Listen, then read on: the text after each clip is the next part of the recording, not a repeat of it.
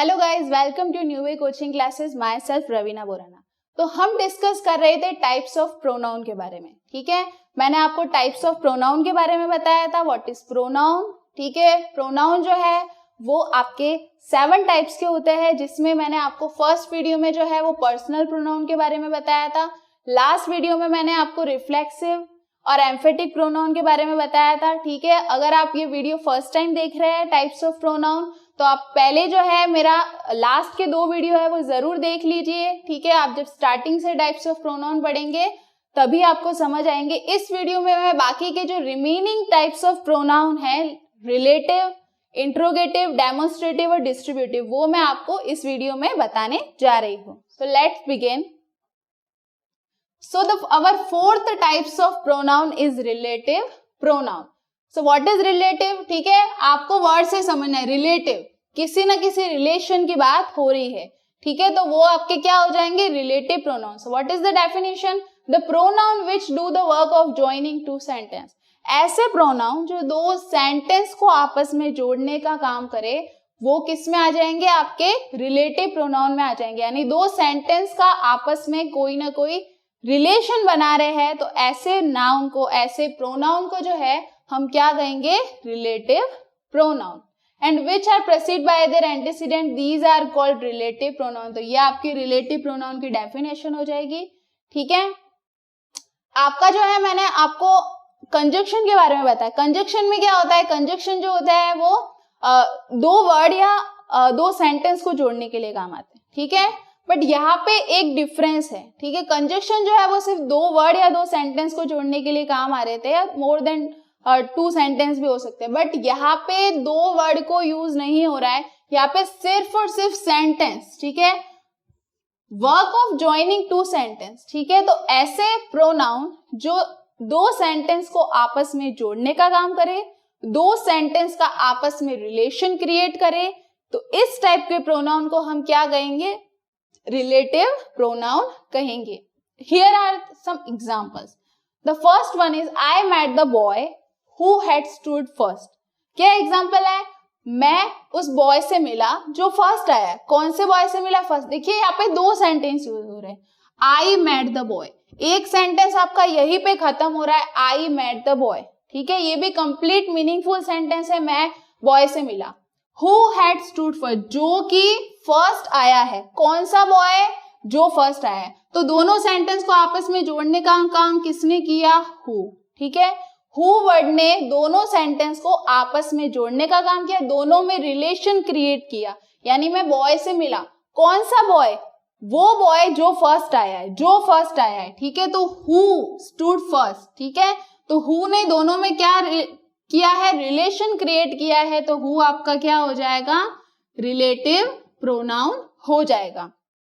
The second example is that is the toy which I bought। ठीक है, यानी वो टॉय है जो मैंने खरीदा। That is the toy, एक सेंटेंस यहीं पे कंप्लीट हो रहा है, That is the toy।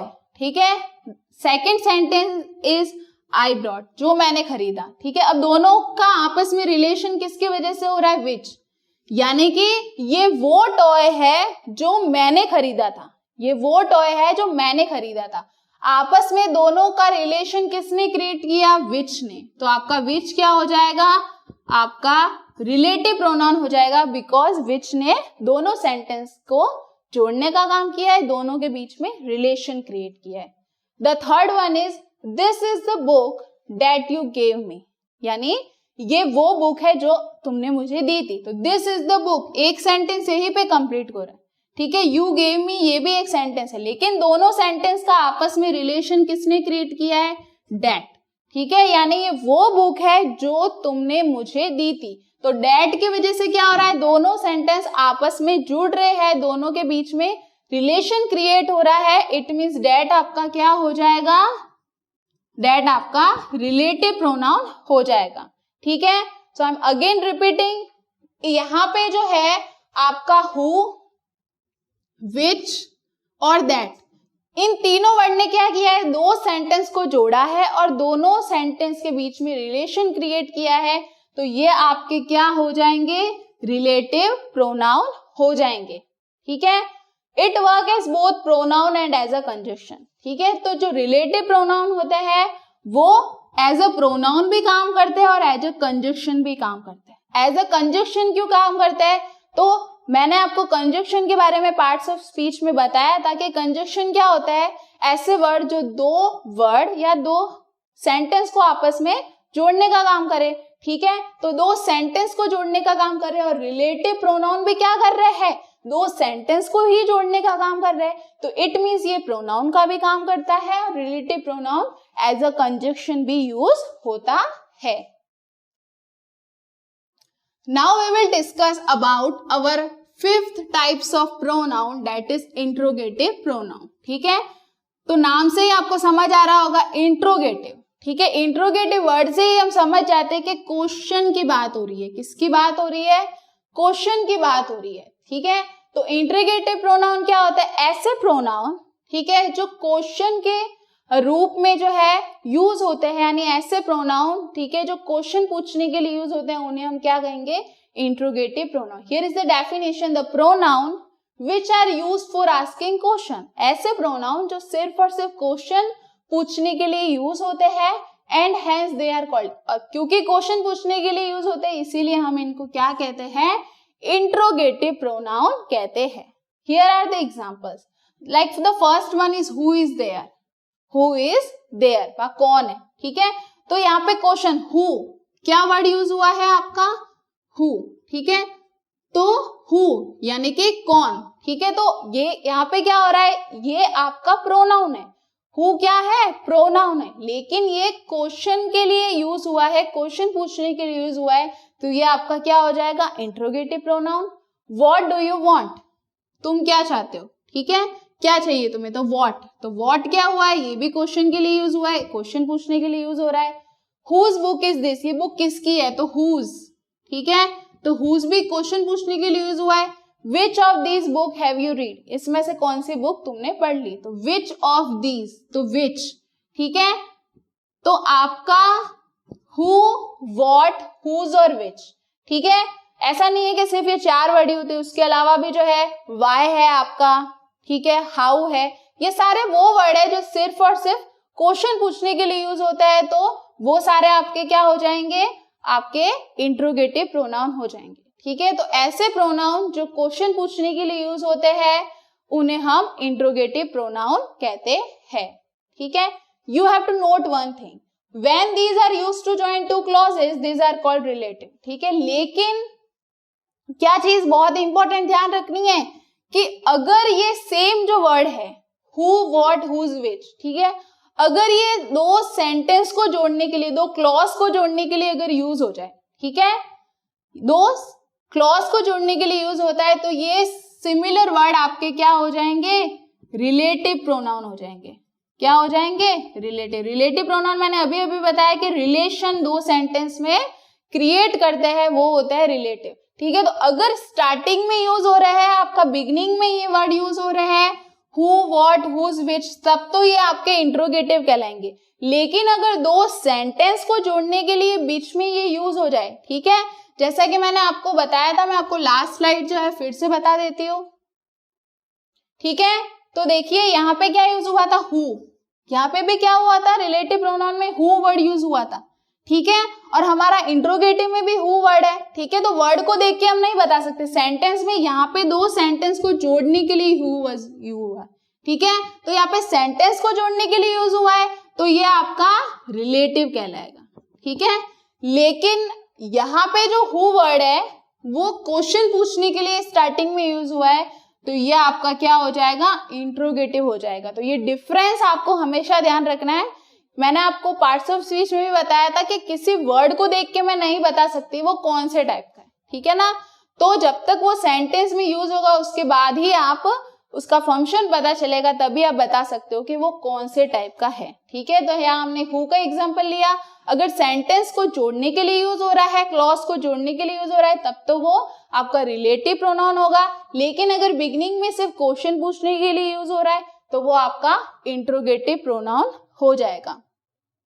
Now we will discuss about our sixth types of pronoun, that is demonstrative pronoun, ठीक है। So what is demonstrative pronoun? The pronoun which point towards those person or thing for whom they are used. ठीक है, यानी ऐसे pronoun जो exactly मुझे point out करे कि मैं कौन से पर्सन कौन से थिंग के बारे में बात कर रही हूं, तो ऐसे टाइप के प्रोनाउन को हम डेमोन्स्ट्रेटिव प्रोनाउन कहेंगे. क्या कहेंगे? Demonstrative pronoun. Here is the definition.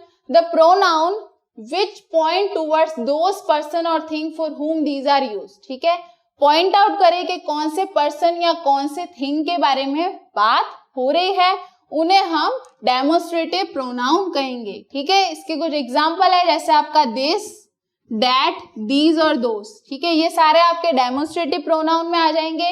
ठीक है, हियर आर सम एग्जाम्पल से, और आपका जो है सेंटेंस में जब यूज होगा तो आपको ज्यादा अच्छे से समझ आ जाएगा. The first one is this is my house. This is my house. यहाँ पे वर्ड यूज हुआ है दिस. क्या यूज हुआ है? दिस. अब ये जो दिस वर्ड है ये पॉइंट आउट कर रहा है कि ये मेरा घर है. ठीक है, वो पॉइंट कर रहा है कि ये मेरा घर है. ठीक है, तो पॉइंट आउट कर रहा है, तो दिस आपका क्या हो जाएगा? Demonstrative pronoun. That is your book, यानी कि वह बुक तुम्हारी है. कौन से बुक? वह बुक. पॉइंट आउट कर रहा है दैट इज. ठीक है, तो आपका दैट क्या हो जाएगा? आपका डेमोन्स्ट्रेटिव प्रोनाउन हो जाएगा. दीज आर योर शूज, ये तुम्हारे शूज है. कौन से शूज? दीज. वो पॉइंट आउट कर रहा है कि कौन से वाले? दीज. तो दीज पॉइंट आउट कर रहा है, इट मीन्स दीज आपका क्या हो जाएगा? Demonstrative pronoun. Those are my chairs. ठीक है, वो सारी चेयर्स मेरी है. ठीक है, तो दोज भी पॉइंट आउट कर रहा है कि वो कौन सी चेयर के बारे में बात कर रहा है. ठीक है, तो वो क्या हो जाएगा? आपका demonstrative pronoun. I am again repeating, demonstrative pronoun क्या होता है? ऐसे प्रोनाउन, ठीक है, जो एग्जैक्टली पॉइंट आउट करे कि मैं कौन सी थिंग, ठीक है, या कौन से पर्सन के लिए जो है वो पॉइंटिंग वर्ड यूज हुआ है. ठीक है, यहाँ पे दिस किसके लिए यूज हुआ है? हाउस के लिए. दैट किसके लिए यूज हुआ है? बुक के लिए. दीज किसके लिए यूज हुआ है? शूज के लिए. और दोस्त किसके लिए यूज हुआ है? चेयर के लिए. यानी वो पॉइंट आउट भी कर रहा है और ये भी बता रहा है कि वो कौन से हाउस के बारे में बात कर रहा है? दिस. कौन से बुक? दैट. कौन से शूज? दीज. ठीक है, कौन से चेयर? दोस्त. ठीक है, सो ऐसे प्रोनाउन, ठीक है, जो पॉइंट करे कि कौन से पर्सन या थिंग के लिए वो यूज हुए है. ठीक है, दिस किसके लिए यूज हुआ है? हाउस के लिए. तो इस तरह से ये आपके क्या कहलाएंगे? Demonstrative pronoun. Now you have to note one thing. ठीक है, what is the thing? If a noun is used after these, that, those और दीज. ठीक है, अगर जो नाउन है वो दीज, दैट, दोज और दीज के बाद में यूज हो जाए तो ये सेम आपका जो है वो क्या बन जाएगा? एडजेक्टिव. क्या बन जाएगा? एडजेक्टिव. उनको मैं प्रोनाउन नहीं कहूंगी. ठीक है, जैसा कि हमने लास्ट स्लाइड में देखा था, मैंने यूज किया था दिस इज माई हाउस. ठीक है, this is my house use किया था. ठीक है, तो पॉइंट कर रहा था कि कौन सा हाउस? दिस. ठीक है, तो ये मेरा क्या था? डेमोन्स्ट्रेटिव प्रोनाउन था. Demonstrative pronoun. ठीक है, बट अब आपको क्या ध्यान रखना है? ठीक है, बहुत ही इंपॉर्टेंट है कि अगर जो नाउन है वो दिस, दैट, दोस के बाद यूज हो जाए. ठीक है, यहाँ पे इस सेंटेंस में दिस इज माई हाउस में नाउन क्या था? हाउस. हाउस क्या था? मेरा नाउन था. ठीक है, तो नाउन क्या हो रहा था? क्या दिस के बाद यूज हो रहा था? नहीं, क्योंकि दिस के बाद यूज नहीं हो रहा था, इसलिए ये डेमोन्स्ट्रेटिव प्रोनाउन है. ठीक है, लेकिन अगर नाउन जो है वो डायरेक्टली दीज, दैट, दीज, दोस के बाद यूज हो जाए तो वो प्रोनाउन नहीं कहलाएगा, वो आपका एडजेक्टिव बन जाएगा. ठीक है, for example this house is mine. ठीक है, देखो सेम एग्जाम्पल है, दिस इज माई हाउस, बात एक ही हो रही है. ठीक है, कि ये मेरा घर है. दिस हाउस इज माइन, ये मेरा घर है. दोनों का मीनिंग सेम है, लेकिन यहाँ पे क्या हो रहा था? नाउन एंड में यूज हो रहा था, तो ये डेमोन्स्ट्रेटिव है.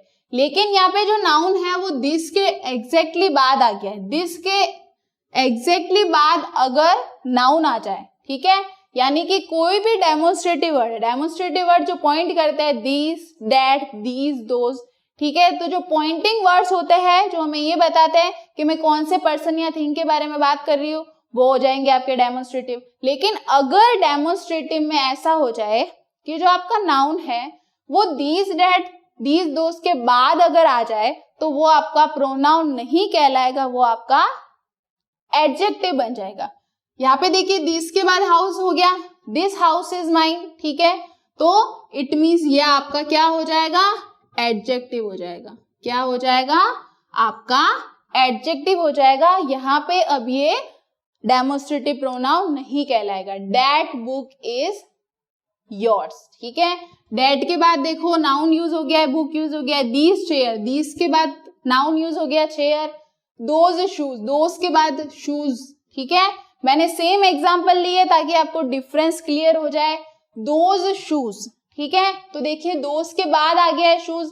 तो अब अगर ऐसा हो जाए कि दीज, डैट, दोज के बाद अगर आपका नाउन आ जाए तो वो आपका डेमोन्स्ट्रेटिव प्रोनाउन नहीं कहलाएगा, वो आपका एडजेक्टिव बन जाएगा, ठीक है।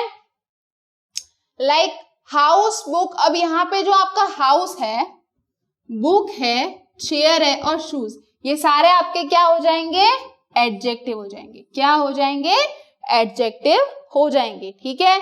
बहुत इंपॉर्टेंट है, आपको अच्छे से समझना है इसको। Now we will discuss about our last types of pronoun, that is distributive pronoun, ठीक है।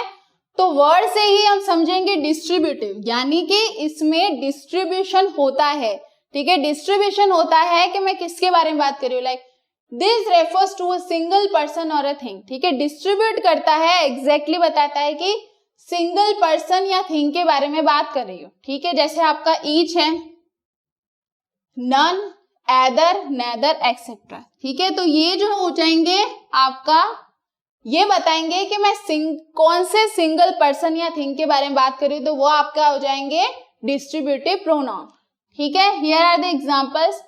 Each of you will get a pen, क्या बात हो रही है, each of you will get a pen, ठीक है। ईच का क्या मतलब होता है, हर एक, जिसे हिंदी में कहते हैं प्रत्येक, ठीक है। कि हर, आप प्रत्येक को जो है पेन मिलेंगी, ठीक है। तो वो डिस्ट्रीब्यूट कर रहा है, एक एक को डिस्ट्रीब्यूट कर रहा है, तो ईच आपका क्या हो जाएगा, डिस्ट्रीब्यूटिव प्रोनाउन हो जाएगा।